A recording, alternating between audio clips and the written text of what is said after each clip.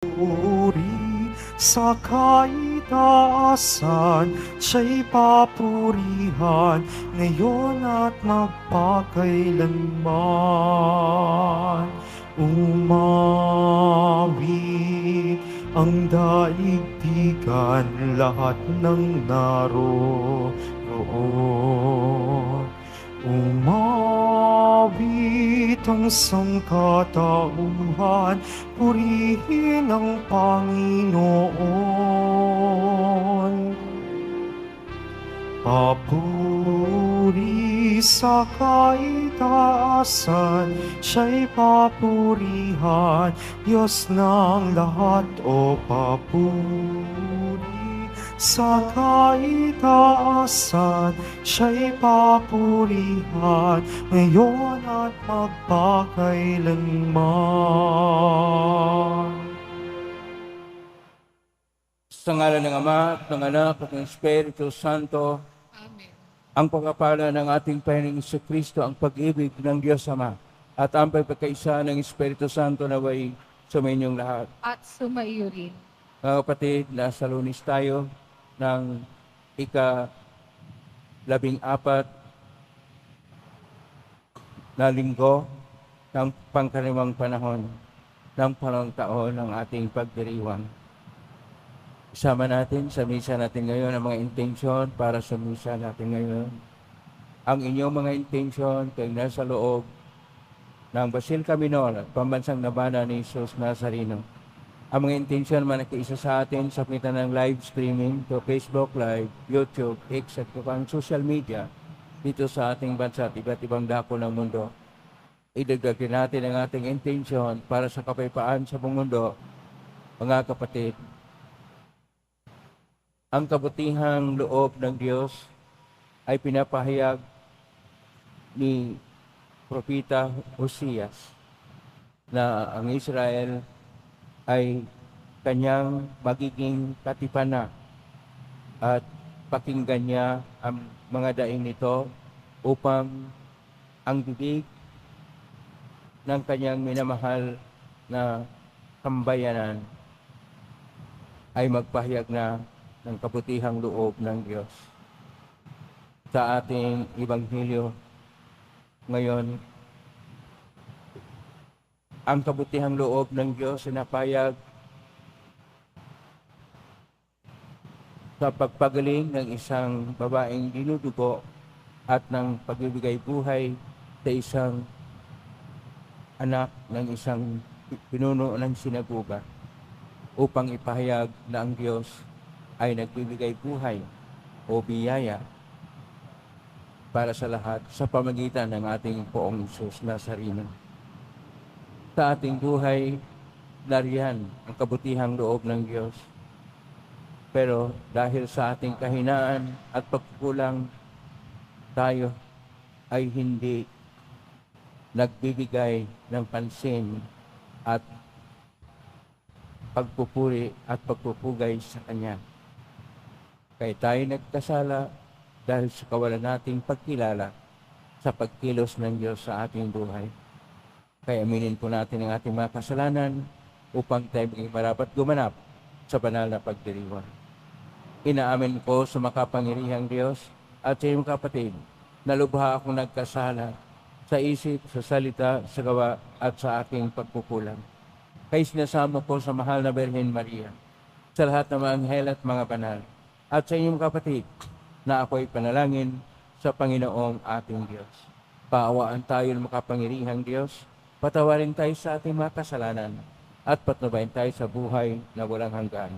Amen. Panginoon, kaawaan mo kami. Panginoon, kaawaan mo kami. Kristo, kaawaan mo kami. Kristo, kaawaan mo kami. Panginoon, kaawaan mo kami. Panginoon, kaawaan mo kami. Manalangin tayo.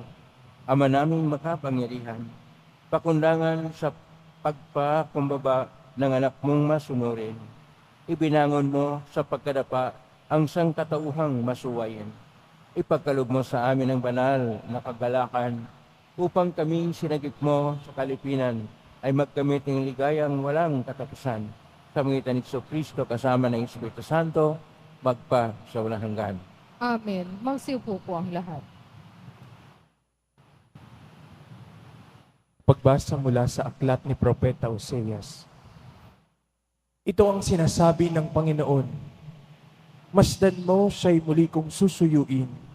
Dadalhin ko siya sa ilang. Kakausapin ng buong giliw at tutugon naman siya tulad noong panahon ng kanyang kabataan nang siya'y kunin ko sa lupain ng Ehipto. At sa araw na yaon, ang itatawag mo sa akin ay aking asawa at hindi na aking Baal. Ikaw ang magiging aking asawa magpakailanman, Israel. Mabubuklod tayo sa katawiran at katarungan, sa matibay na pagmamahalan at sa kaawaan. Ikaw ay magiging tapat kong asawa at makikilala mo ako, ang Panginoon. Ang salita ng Diyos. Salamat sa Diyos. Pag-ibig ng Diyos ay ganap, sa tanan siya'y nahahabag. Pag-ibig ng Diyos ay ganap, sa tanan siya'y nahahabag. Purihin ko't pasasalamatan ng Diyos araw-araw. Di ako titigil ng pasasalamat magpakailanman. Dakila ang poon at karapat-dapat na siya'y purihin. Ang kadakilaan niya ay mahirap nating unawain. Pag-ibig ng Diyos ay ganap, sa tanan siya'y nahahabag. Sa alinmang lahi, ang iyong ginawa ay papupurihan. Ihahayag nila ang mga gawa mong makapangyarihan. Ang karangalan mo at pagkadakila'y ipamamalita at isasaysay ko ang mga gawa mo nakahanga-hanga. Pag-ibig ng Diyos ay ganap, sa tanan siya'y nahahabag. Ang mga gawa mong makapangyarihan ay ipamamalita. Sa lahat ng tao ay aking sasabihin, ikaw ay dakila. Ihahayag nila ang lahat ng iyong mga kabutihan. Aawitin nila ang kabutihan mo't iyong kabaitan. Pag-ibig ng Diyos ay ganap, sa tanan siya'y nahahabag. Magsitayo po ang lahat.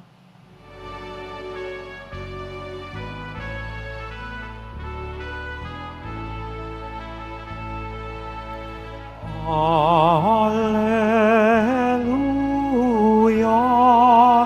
alleluia, alleluia, alleluia.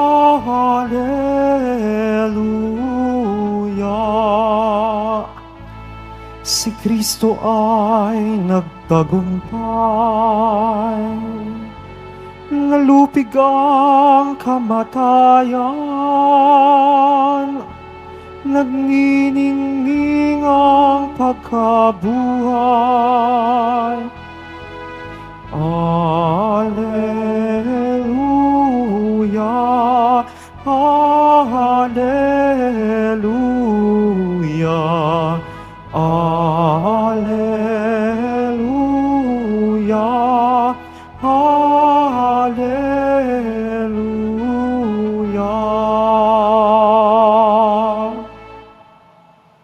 Sumayin niyo ang Panginoon. At sumaiyo rin. Ang mabuting balita ng Panginoon ayon kay San Mateo. Papuri sa iyo, Panginoon. Noong panahon yon, samantalang nagsalita si Jesus, may dumating na isang pinuno ng mga Hudyo. Lumuhod ito sa harapan niya at ang sabi, kamamatay lang po ng aking anak na babae. Ngunit sumama lamang kayo sa akin at ipatong ang inyong kamay sa kanya, ay mabubuhay siya. Tumindig si Jesus at sumama sa kanya, gayon din ang kanyang mga alagad. Sumunod din ang isang babaeng may 12 taong nang dinudugo.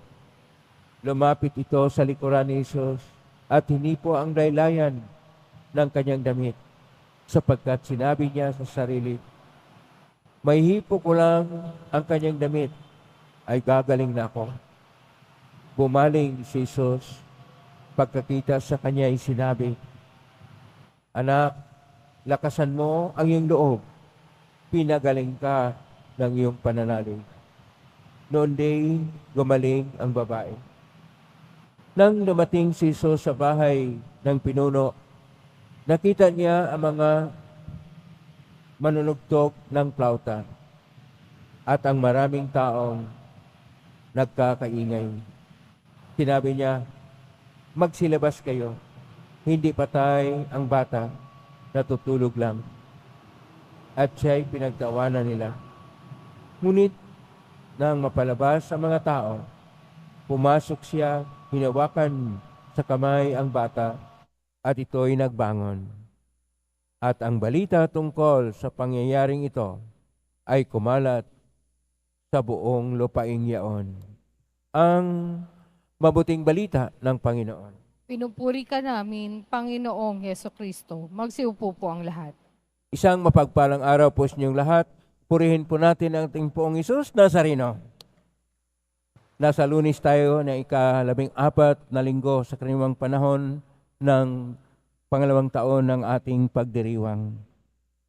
At ang ating tema po ngayon ay tungkol sa kabutihang loob ng Diyos. Ang kabutihang loob ay sa salitang Hebreo, chesed, na sa ating bagong tipan, o kung na Griego naman, ay agathosane, ay ang mabiyayang ginawa ng Panginoon na siya ay makikinig, siya ay nagbibigay ng kabutihan sa lahat ng kanyang mga hinirang. Kaya sa ating unang pagbasa, sa aklat ni Propeta Isaias, Kapitulo 2, verso 14 hanggang 20, ang Panginoong Diyos ay hindi na tumitingin sa pagsuway ng Israel. Siya ay susuyuin na maging asawa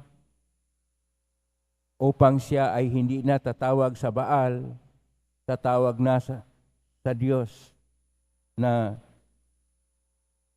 siya na maging asawa magpakailanman ay mamuhay sa katwiran o katarungan, upang ang hinirang ng Diyos ay kumikilala sa Kanya na ang pag-ibig ng Diyos ay ganap sapagkat siya ay puspos ng habag, ayon pa sa ating Salmo 144. Kaya sa ating Ebanghelyo ngayon ni San Mateo, Kapitulo 9, verso 18 hanggang 26, may dalawang himala.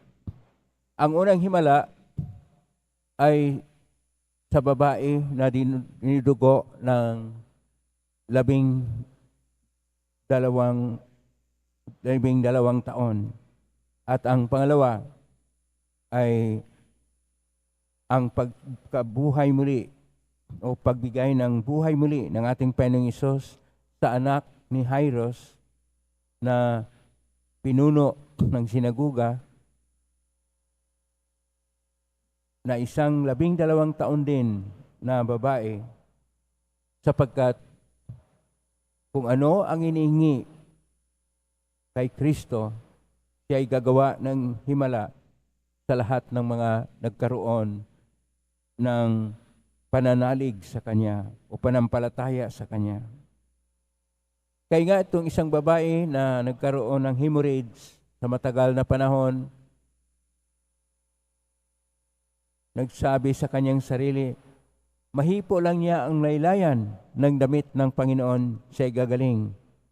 Kaya gumaling nga siya.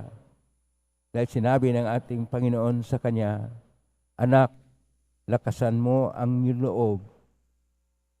Pinagaling ka dahil sa iyong pananalig.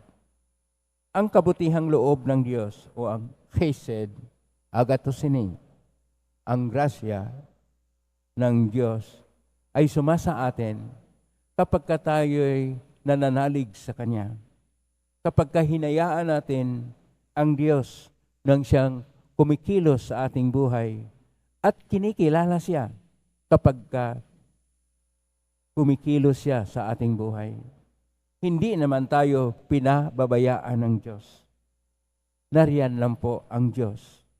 At dahil nariyan siya, ang kabutihang loob niya ay gumagawa ng mga himala na o mga biyaya o grasya na kung minsan hindi na natin pinapansin, hindi na natin kinikilala.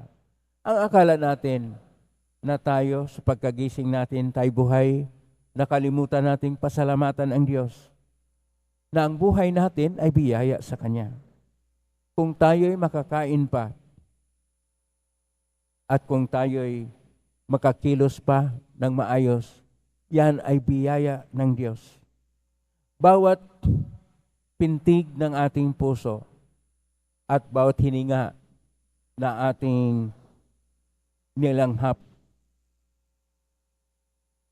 ang bawat karanasan na siyang nagpapakilos pa ng maayos sa bawat galaw ng ating buhay, yan ay biyaya ng Diyos. Ngunit kuminsan, akala natin, natural lang. Kaya pag kinikilala natin ang biyaya ng Diyos at ang kabutihang loob ng Diyos, pumalakpak ng malakas upang ating kilalanin na tayo binigyan ng kabutihan, na tayo binigyan ng biyaya ng Diyos. At kilalanin siya. Dahil siya ay may kabutihang loob. Agot, gatos ini o chesed. Ang chesed o ang kabutihang loob ng Diyos naway sumasa atin at kilalanin ito sa pamagitan ng ating paggawa ng kabutihan sa ating kapwa-tao. Sa pagpapahayag na mayroong Diyos sapagkat tayo'y mabait at nagpakabuti sa kapwa. Mayroong Diyos na mabuti sapagkat ang ating adhikain ay para sa kabutihan. Mayroong Diyos na mabuti sapagkat isinasabuhay ang pagmamahal sa loob ng tahanan o pamilya. Mayroong mabuting Diyos sapagkat gumagawa tayo ng may pag-ibig o pagmamahal. Mayroong mabuting Diyos sapagkat sa buong araw pinasasalamatan natin siya dahil sa mga biyayang natanggap natin sa buhay at sa mga adhikain, mga plano, mga tunguhin para sa kabutihan ng lahat. Kaya nga, sinasabi, hindi po makikilala ang Diyos kapag ka nasa debosyon lang tayo o sa mga dasal na ating binabasa at ating binabanggit. Makilala ang Diyos kung tayo'y gumawa ng mabuti. Naway, gagawa tayo ng mabuti upang ipakilala natin ang Diyos sa ating kapwa-tao. At ang ating kapwa-tao ay ating nadala tungo sa Diyos. Amen? Purihin natin ang Diyos. Magsitayo po ang lahat.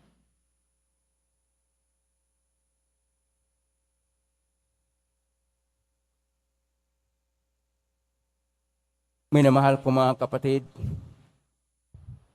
hindi niya nais ng Diyos ang ating kamatayan.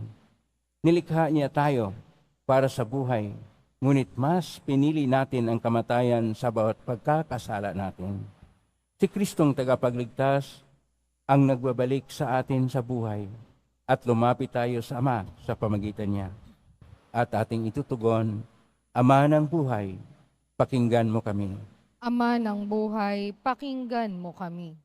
Ang simbahan naway maging tanda ng gawaing mapagpagaling ni Kristo sa pamamagitan ng pagmamalasakit sa mga may karamdaman sa katawan, isip at diwa. Manalangin tayo. Ama ng Ama ng buhay, pakinggan mo kami.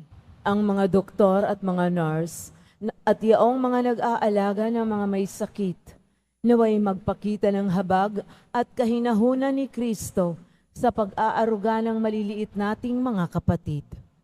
Manalangin tayo. Ama ng buhay, pakinggan mo kami. Ang mga taong nagdurusa sa kahirapan, naway lumapit kay Jesus na maging hamak, na naging hamak para sa atin. Manalangin tayo. Ama ng buhay, pakinggan mo kami. Ang mga pusong wasak, Laway mapaghilom natin sa pamamagitan ng ating mabubuting gawa at salitang nagdudulot ng kasiyahan. Manalangin tayo. Ama ng buhay, pakinggan mo kami. Ang mga namayapa, laway masiyahan sa makinang nabukang liwayway ng buhay na walang hanggan. Manalangin tayo. Ama ng buhay, pakinggan mo kami. Sa tahimik, idulog natin sa Panginoon ang ating mga sariling kahilingan.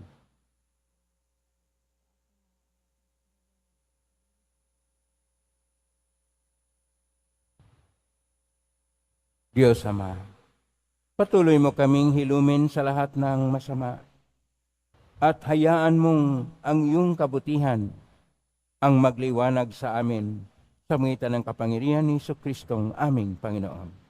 Amen. Magsiupo po ang lahat.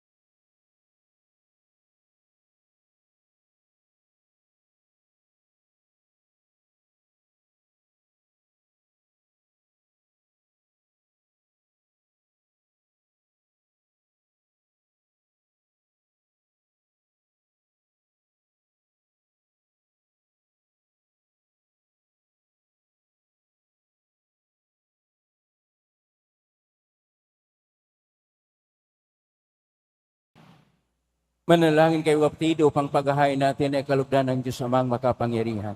Tanggapin nawa ng Panginoon itong paghahain sa iyong mga kamay, sa kapurihan niya at karangalan, sa ating kapakinabangan at sa buong sambayanan niyang banal. Ama naming lumikha, ang paghahain namin sa iyong ngalan ay siya nawang sa amin dumalisay, upang ito ay maging pagganap araw-araw ng aming paglipat sa buhay sa kalangitan. Sa pangitan ni Jesucristo kasama ng Espiritu Santo, magpa sa walang hanggan.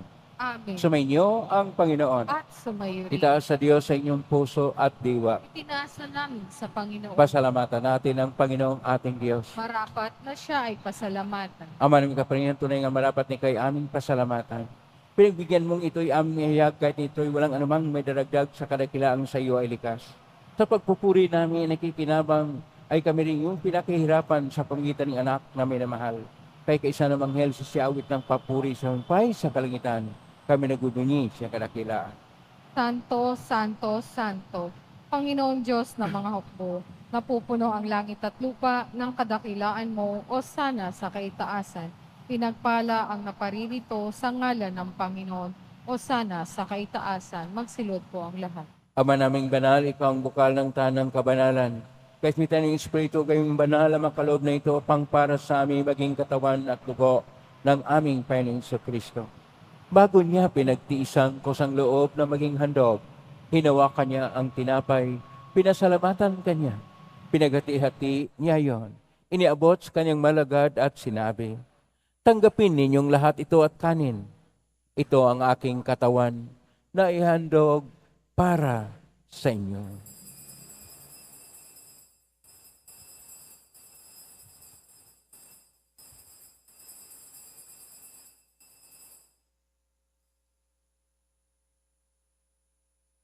Gaya naman nung matapos ang hapunan, hinawakan niya ang kalis. Muli kanyang pinasalamatan. Inabot niya ang kalis sa kanyang alagad at sinabi, tanggapin ninyong lahat ito at inamin. Ito ang kalis ng aking dugo ng bago at walang hanggang tipan. Ang aking dugo na ibubuhos para sa inyo at para sa lahat sa ikapagpapatawad ng mga kasalanan. Gawin niyo ito sa pag-alala sa akin.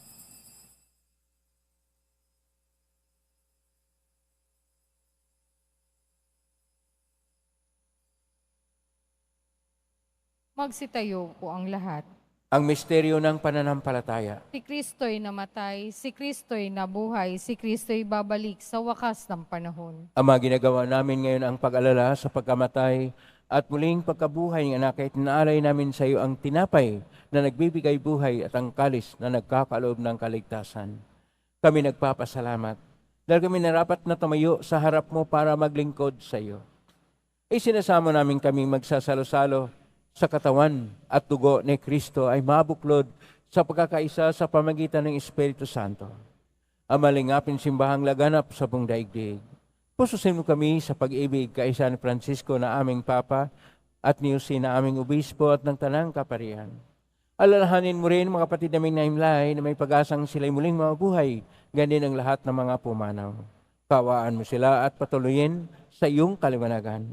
Kawaan mo nipatin kaming lahat na makasalo siyang buhay na walang wakas. Kaisa ng mahal na Birhen Maria na ina ng Diyos, ng kabiyak ng puso niyang San Jose, kaisa ng mga apostol, ni San Juan Bautista, ni San Roque, ni San Lorenzo Reyes de Manila, ni San Pedro Calungsod at ng lahat ng mga banal na namuhay Diyos daigdig ng kalugod-lugod sa iyo, may pagdiwang nawa namin ang pagpupuri sa karangal mo sa pangitan ng anak na aming Panginoong Hesus Kristo.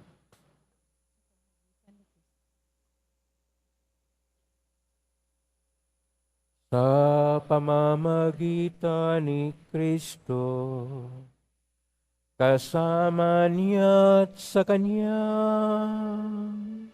ang lahat ng parangal at papuri ay sa iyo, Diyos Amang makapangyarihan, kasama ng Espiritu Santo, magpasawalang hanggan.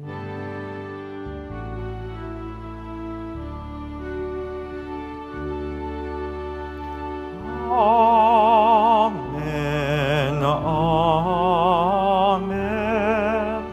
Amen.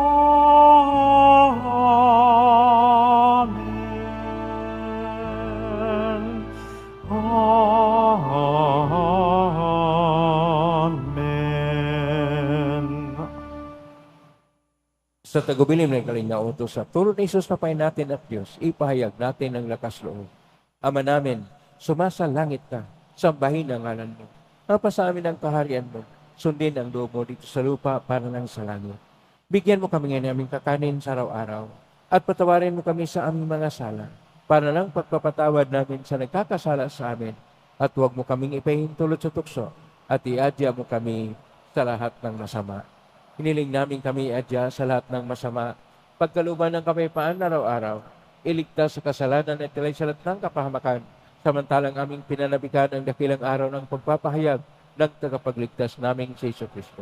Sapagkat iyo ang kaharian at ang kapangyarihan at ang kapurihan magpakailanman. Amen. Panginoong Hesus Kristo, sinabi mo si mga apostol, kapayapaan ang iniiwan ko sa inyo, ang aking kapayapaan ang binibigay ko sa inyo. Tunghayin mo ang panampalataya at huwag ang aming pagkakasala. Pagkalooban mo kami ng kapayapaan at pagkakaisa ayon sa iyong kalooban, kasama ng Espiritu Santo, magpa sa walang hanggan. Amen. Ang kapayapaan ng Panginoon ay laging sumainyo. At sumayo rin. Magbigay kayo ng kapayapaan sa isa't isa. Kordero ng Diyos na nag-aalis ng mga kasalanan ng sanlibutan, maawa ka sa amin. Kordero ng Diyos na nag-aalis ng mga kasalanan ng sanlibutan, maawa ka sa amin. Kordero ng Diyos na nag-aalis ng mga kasalanan ng sanlibutan, ipagkaloob mo sa amin ang kapayapaan. Magsilod po ang lahat. Ito ang kordero ng Diyos. Ito ang nag-aalis na makasalanan ng sanlibutan. Mapalad ang mga inaanyayahan sa piging ng kordero. Panginoon, hindi ako karapat-dapat na magpatuloy sa iyo, ngunit sa isang salita mo lamang ay gagaling na ako. Katawan ni Kristo. Amen.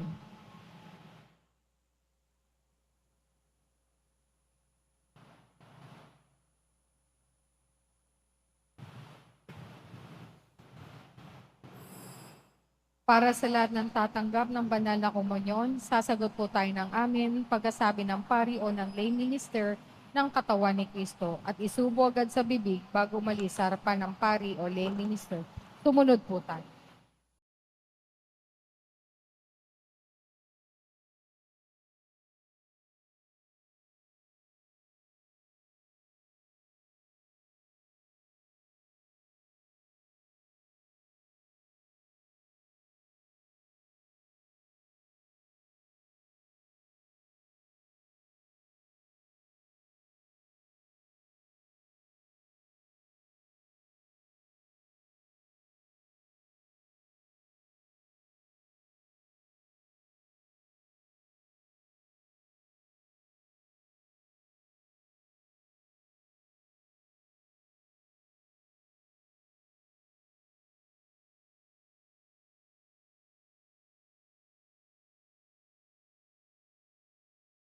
Langin tayo, Ama naming mapagmahal, kaming iyong pinapakinabang ay lubin mong laging lumingon sa pinanggalingan ang tinanggap namin ngayon para pagsaluhan. Sa pamagitan ni Kristo kasama ng Espiritu Santo, magpa sa walang hanggan. Amen. Maraming salamat po sa inyong pagdalaw sa tahanan ng ating pong Isus Nazareno. Kayong narito, kayong naugnay sa iba't ibang social media platform at na-posting sa iba't ibang paraan, naway ang inyong panalangin ay dinggin ng pong Isus Nazareno. Salamat po sa lahat ng may kabutihang loob na nagbigay tulong sa Quiapo Church upang ang Quiapo Church ay may katulong sa mga kapwa nating mga mahihirap at nangangailangan. Salamat po sa iyong tulong. Pagpalain kayo ng Panginoon Diyos. Salamat sa lahat ng mga naglilingkod ngayon. Pagpalain kayo lagi ng pong Isus Nazareno. Palakpakan po natin lahat ng mga naglilingkod, lahat ng nakikiisa sa atin, lahat ng tumutulong sa atin. Naway ang Diyos ay magbigay ng kanyang biyaya sa inyong lahat, siksik, liglig at nag-umapaw. Chesed o agathos sine, ang kabutihan ng Diyos ay nasa atin po araw-araw. Naway kilalanin natin ito sa pagkaroon ng kabutihang loob sa ating sarili. Isang taong may mabuting ugali at gumawa ng kabutihan upang ang Diyos ay makikilala ng Diyos ng kabutihang loob. Ngayon na po ang pubasbas. Nangyari po lamang itaas bagya ang mga bagay na pubasbasan. Sumainyo ang Panginoon. At sumayo rin. Mahal na pong Isus Nazareno. Inegbo sa ng cross ang walang maloy na pag-ibig ng Diyos sa sangkatauhan. Pakinggan mong kailangan ka na nagsusumamang sa iyo. Makamtan nawa nila ang iyong katugunan at tanggapin ang kasagutan ng itang naloob na tinatanaw. Basbasan din po ninyo ang mga dalang imahin, dasal at mga bagay-bagay. Basbasan ang may makaramdaman. Sa pamagitan ng benisyon ito, na may maalala ng pangako nun sa binyag, na ikaw ay kaibigan at paglalingkuran bilang Panginoon magpa sa walang hanggan. Amen. Pagpalain kayo makapangyarihang Diyos, Ama at Anak at Espiritu Santo, Amen. pumay kag taglay ang kapayapaan, pag-ibig at pag-asa ng Pong Isus Nazareno. Salamat sa Diyos. Purihin natin ang ating Pong Isus.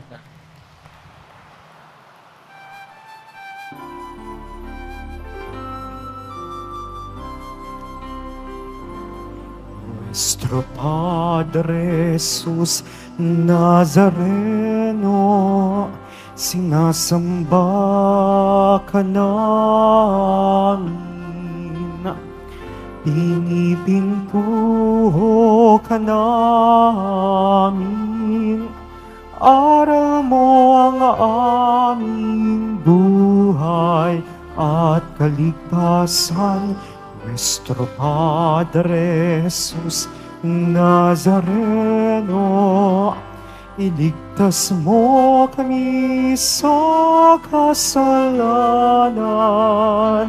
Ang krus mong kinamatayan ay sagisag ng aming kaligtasan. Nuestro Padre Jesus Nazareno, dinarangal ka namin. Nuestro Padre Jesus Nazareno, nilulwalhati ka namin. Nuestro Padre Jesus Nazareno,